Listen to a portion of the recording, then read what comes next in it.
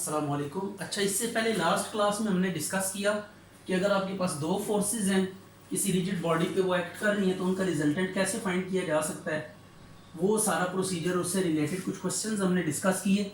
आज हम देखेंगे कि अगर दो से ज़्यादा फोर्सेस, कोप्लेनर फोर्सेस अगर आपके पास हो दो से ज़्यादा, तो उनका रिजल्टेंट कैसे डिटरमिन किया जा सकता है। इस चीज़ को हम सीखेंगे और इससे रिलेटेड कुछ क्वेश्चंस को डिस्कस करेंगे।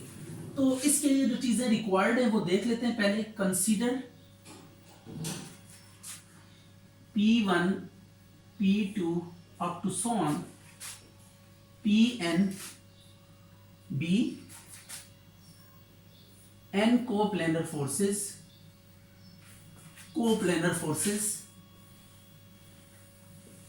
acting on a rigid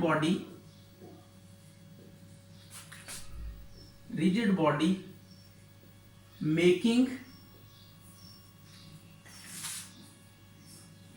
angles theta 1 theta 2 up to so on theta n with x axis respectively। ठीक है, तो इसमें आपको जो चीज रिक्वायर्ड है वो देखें, फोर्सेस, उनका एक्स एक्सिस के साथ आपको एंगल पता होना चाहिए। ये एन फोर्सेस हैं और ये एक्स एक्सिस के साथ जो एंगल्स बना रही है हमने इसको लिख दिया। अब then x and y components of resultant are given by तो देखें, आपने करना ये है कि आपके पास ये n कोप्लेनर फोर्सेस थी, इनका x एक्सिस के साथ एंगल b गिवन था। तो हमने क्या किया, अच्छा जी, तो अब देखिए हमने क्या करना है, हमने उसी पैटर्न पे लेकर आना है फोर्सेस को। P1 से Pn तक आपके पास फोर्सेस हैं, x एक्सिस के साथ इनके एंगल्स हैं। तो आप क्या करेंगे, रिजल्टेंट के जो x और y कंपोनेंट, यानी इन तमाम फोर्सेस के हम x और y कंपोनेंट्स डिटरमिन करेंगे, उनको सम करके रिजल्टेंट का x कंपोनेंट, रिजल्टेंट का y कंपोनेंट फाइंड करेंगे और वहां से फिर मैग्नीट्यूड ऑफ रिजल्टेंट और direction of resultant straight away find कर लेंगे। तो आप देखें, ये आपके पास n फोर्सेस हैं, इनको आपने दो फोर्सेस में रिड्यूस करना है। और ये कैसी दो फोर्सेस हैं, which are perpendicular to each other. x और y आपस में क्या होती है, परपेंडिकुलर। तो आपने पहले n फोर्सेस थी, उनको रिड्यूस किया x और y फोर्सेस में, x और y आपस में परपेंडिकुलर है, तो वही दो फोर्सेस वाला फार्मूला लगा के आप ये रिजल्टेंट की मैग्नीट्यूड और रिजल्टेंट की डायरेक्शन डिटरमिन कर सकते हैं। तो अब हम देखते हैं कि x और y कंपोनेंट्स को कैसे हम यहां पे लिखेंगे। x कंपोनेंट होगा P1 cos theta 1 plus P2 cos theta 2 up to so on Pn cos theta n। तो ये आपने जो तमाम फोर्सेस के x कंपोनेंट्स थे, ये cos को जब मल्टीप्लाई करते हैं, आपने बिल्कुल बेसिक कॉन्सेप्ट है, मैट्रिक लेवल पे आपने पढ़ा होगा कि अगर ये आपके पास xy प्लेन में कोई वेक्टर पड़ा हुआ है, f वेक्टर है, इसका जो x एक्सिस के लंब कंपोनेंट होगा fx, it would be magnitude of this vector times cos theta. Theta will be the angle of the vector with x axis. और y कंपोनेंट के बारे में आपने पढ़ा हुआ है, fy किसके इक्वल होता है, f sin थीटा। उसी रिजल्ट को हम यूज कर रहे हैं। x कंपोनेंट्स को आप ऐड करेंगे तो रिजल्टेंट का x कंपोनेंट आ जाएगा, जब y कंपोनेंट्स को आप ऐड करेंगे तो रिजल्टेंट का y कंपोनेंट आ जाएगा। तो y कंपोनेंट हम लिखते हैं क्या होगा, P1 sin theta 1 plus P2 sin theta 2 up to so on Pn sin theta n। तो ये x कंपोनेंट ऑफ रिजल्टेंट आ गया, ये y कंपोनेंट ऑफ रिजल्टेंट आ गया। तो आपने x और y कंपोनेंट्स पहले डिटरमिन करने हैं रिजल्टेंट के, और उसके बाद मैग्नीट्यूड ऑफ रिजल्टेंट,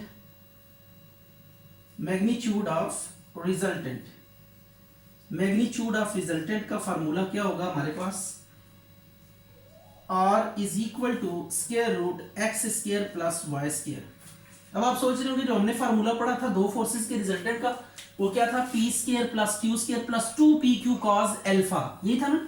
यहाँ पे 2pq cos alpha, 2xy cos alpha हमने नहीं लिखा, क्योंकि x और y जो होते हैं आपस में परपेंडिकुलर होते हैं, cos 90 0 होता है, तो ये यहीं तक फार्मूला क्या हो जाएगा, कंप्लीट हो जाएगा। इसके बाद डायरेक्शन ऑफ रिजल्टेंट,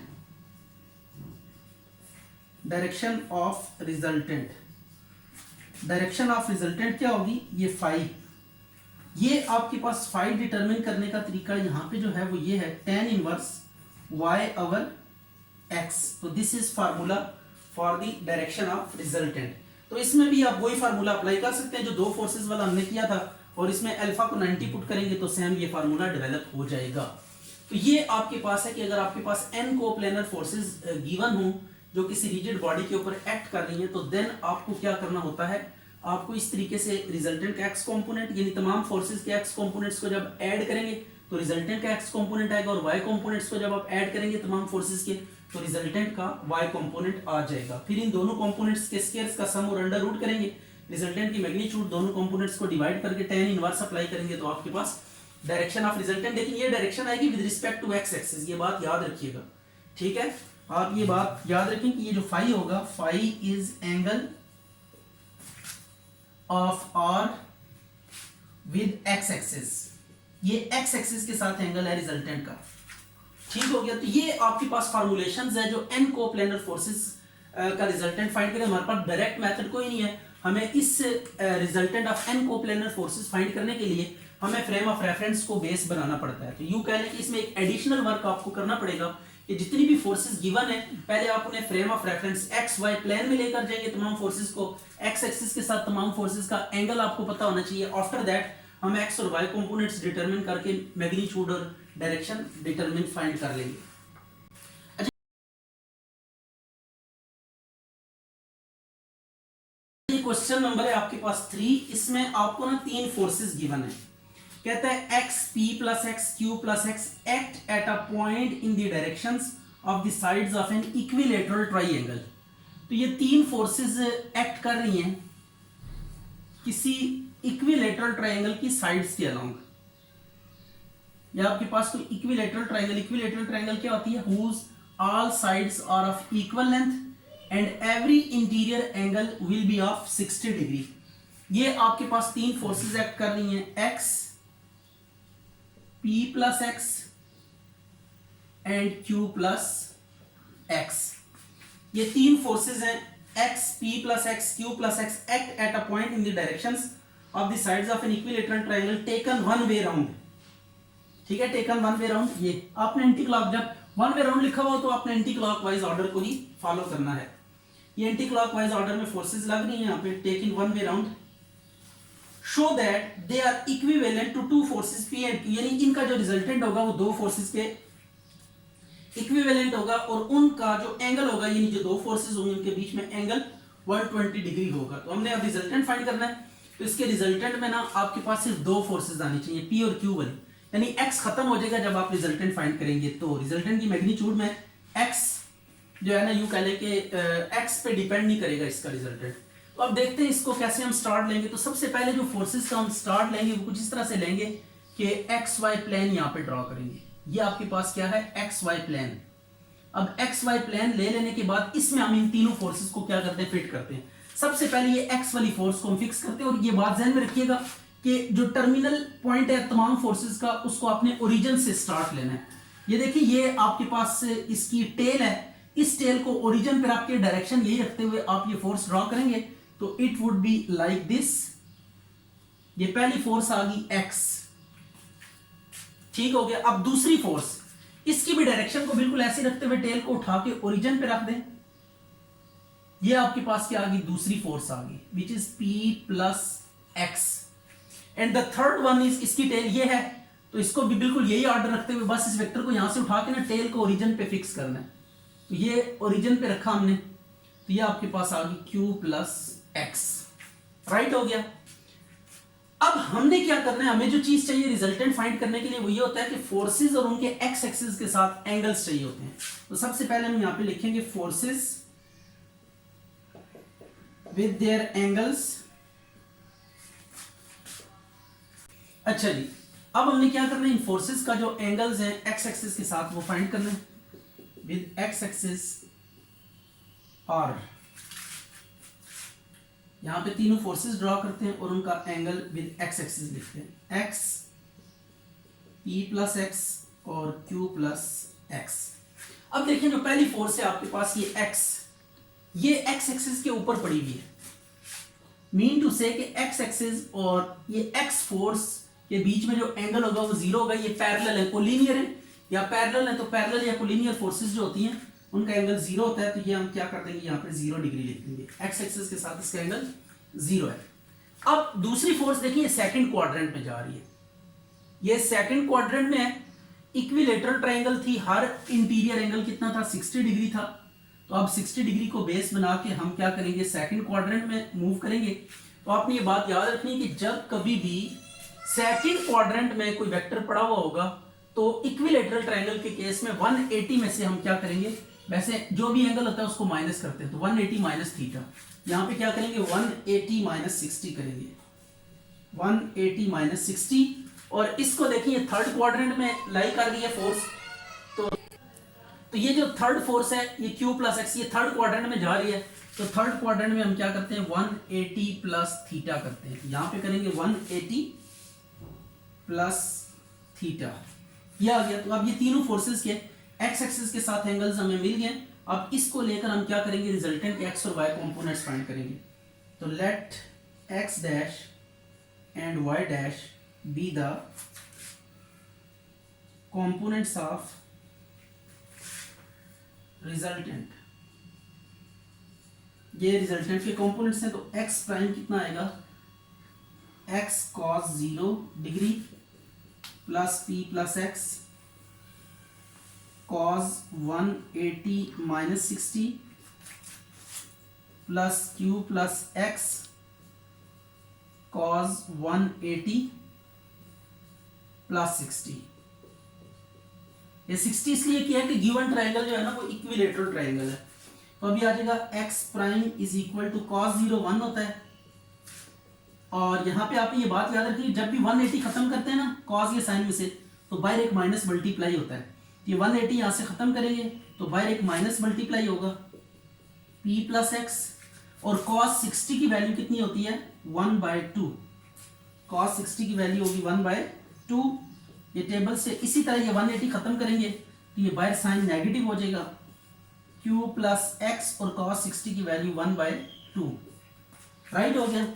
अब आप एलसीएम ले लें, और एलसीएम लेने के बाद देखें एक्स कंपोनेंट क्या आता है आपके पास, 2x minus P minus x minus q minus x, 2x और माइनस एक्स माइनस 2x ये कैंसिल हो जाएगा, तो ये x प्राइम आ जाएगा हमारे पास, माइनस कॉमन ले लें p plus q divided by 2, तो ये x कंपोनेंट आ गया।